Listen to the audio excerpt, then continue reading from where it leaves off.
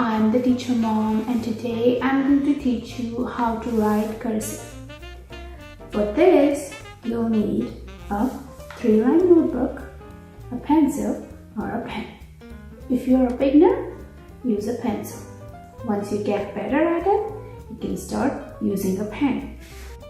Get ready by sitting up straight with your feet flat on the floor.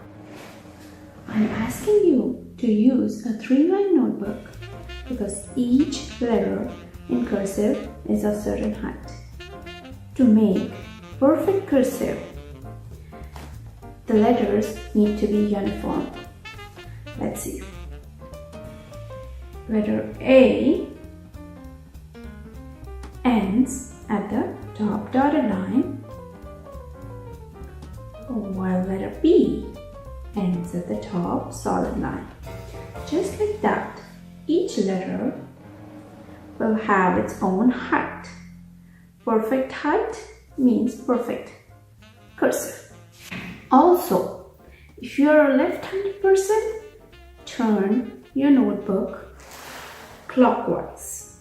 And if you are a right-handed person, turn it anti-clockwise.